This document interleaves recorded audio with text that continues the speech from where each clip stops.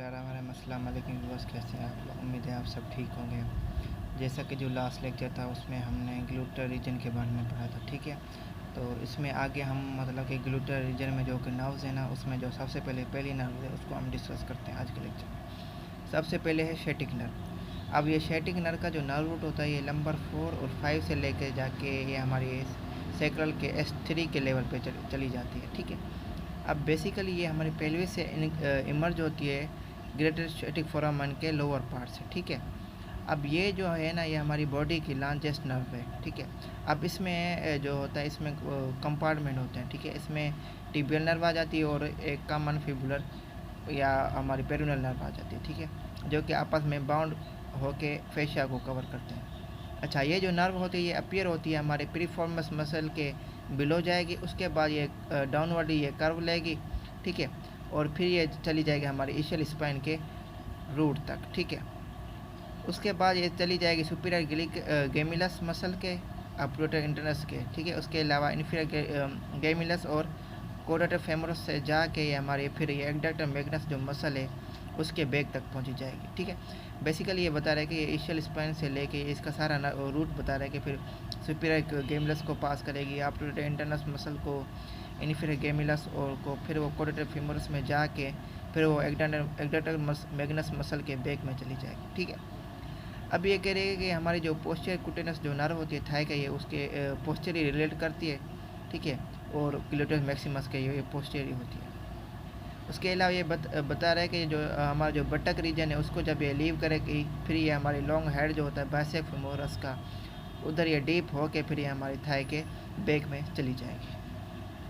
अच्छा, इसमें जैसे हमने पढ़ा कि इसके दो कंसिस्ट होती है, दो नर्व्स पे, टिबियल और कॉमन फेबुलर नर्व, ये जिसे हम पेरोनल नर्व कहते हैं। इसमें बता रहा है कि जो कॉमन फेबुलर नर्व होती है ना, ये हमारी शेटिक नर्व को लीव करती है पेल्विस के हायर पार्ट में और अपीयर होती है एज। उसके बाद ये ग्लूटर रीजन में अपीयर होगी, फिर ये हमारा जो प्रीफर्स में मसल होगा या उसके अबाउ चली जाएगी या उसके थ्रू ये पास होती जाएगी, ठीक है। उसके अलावा ये बता रहा है कि हमारी जो शेटिक नर्व है इसका जो ग्लूटर रीजन होता है उधर इसके कोई भी ब्रांचेस नहीं होती, ठीक है। अच्छा, उसके बाद ये posterior continuous nerve of thigh, मतलब थाई के रीजन पे जो पोस्टीरियर कंटिन्यूस नर्व है उसके बारे में हम पढ़ते हैं। अच्छा, इसमें बता रहा है कि जो हमारे पोस्टीरियर जो कंटिन्यूस नर्व होती है थाई की, ये हमारी ग्लूटर रीजन में एंटर होती है ग्रेटर शेटिक फोरामन के लोअर पार्ट से, ठीक है। उसके बाद ये हमारे फिर प्रीफॉर्मस मसल के बिलो चली जाएगी, फिर ये हमारे नीचे पास डाउनवर्ड पास होकर ये हमारी शेटिक नर्व के पोस्चर सरफेस पे चली जाएगी, ठीक है। उसके बाद ये थाई के बैक पे पहुंच के ये हमारी डी फेशिया के नीचे चली जाएगी। बेसिकली हमारा जो पोप्लिटियल फोसा होता है उसकी स्किन को ये सप्लाई देती है। इसकी ब्रांचेज में ग्लूटर रीजन जो ब्रांचेज हैं, ठीक है, वो हमारी सप्लाई देती है हमारे जो हमारा बटक का जो लोअर मीडियल क्वाड्रेंट है उधर ही उस वहाँ ये ग्लूटर रीजन ब्रांचेज होती हैं हमारी पोस्टीरियर कुटेनस नर्व की। ग्लूटर ब्रांचेज कहाँ सप्लाई देती हैं हमारी, वो पार्ट स्किन का वो पार्ट जो कि लोअर मीडियल क्वाड्रेंट पे लाई करता है बटक के। अच्छा, अब की इसकी जो पेरिनियल ब्रांच है ये हमारी सप्लाई देगी हमारा जो कि स्क्रूटम के बैक को या हमारे लेबियल मेजस को सप्लाई देगी, उसकी स्किन को ये सप्लाई देगी।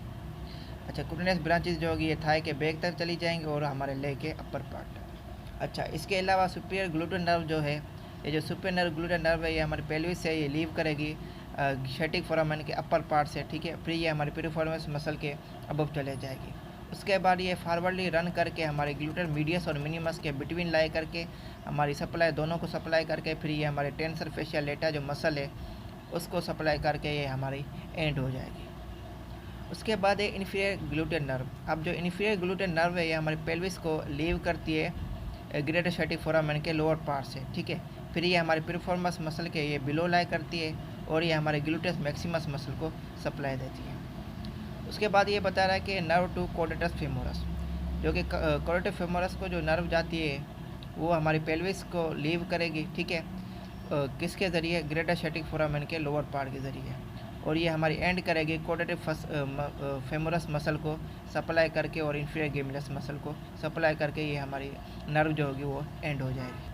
अच्छा, अब है पुडेनल नर्व और नर्व टू ऑब्ट्यूटर इंटरनस। अब जो पुडेनल नर्व है और जो ऑब्ट्यूटर इंटरनस की जो नर्व है ये हमारी पेल्विस को लीव करेगी, ठीक है, ग्रेटर शेटिक फोरामन के लोअर पार्ट के ज़रिए, फिर ये हमारे पेरिफॉर्मस मसल के बिलो लाई करेगी।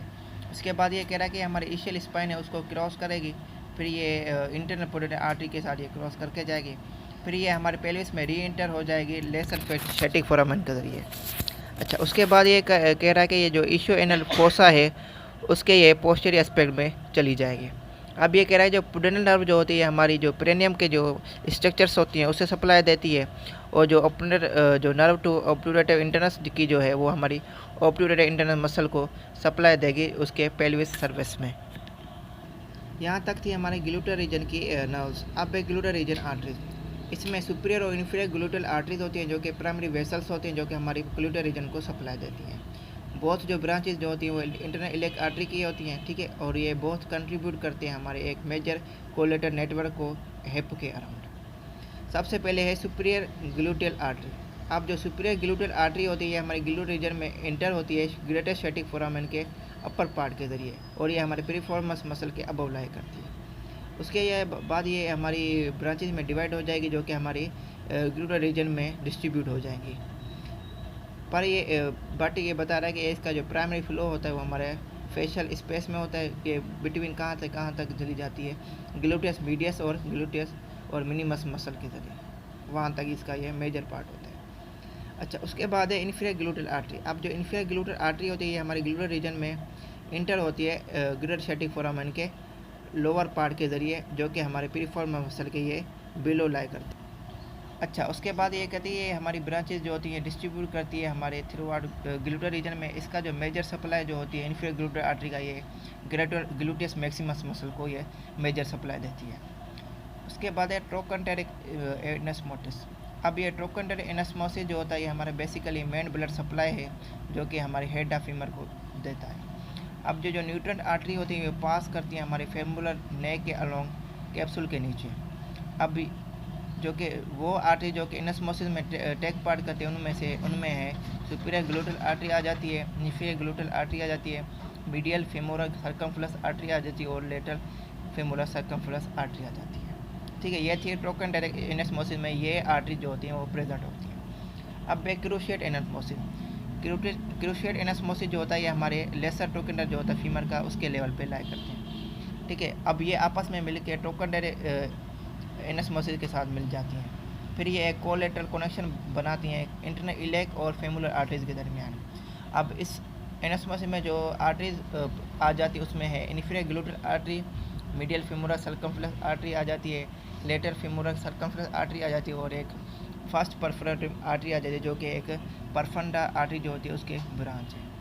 तो इसी के साथ आज के लेक्चर में हमने ग्लूटल रीजन के नर्व्स पढ़ी, उसके ग्लूटल रीजन की आर्टरीज को डिस्कस किया। उम्मीद है आपको लेक्चर अच्छा लगा होगा। अगर आप चैनल पे फर्स्ट टाइम तो लाइक कमेंट और सब्सक्राइब करें, और इस लेक्चर से रिलेटेड कोई भी क्वेरी हो तो कमेंट करें ताकि आपको जल्दी से जल्दी रेस्पॉन्ड कर सकें। अपना ख्याल रखें। अल्लाह हाफिज़।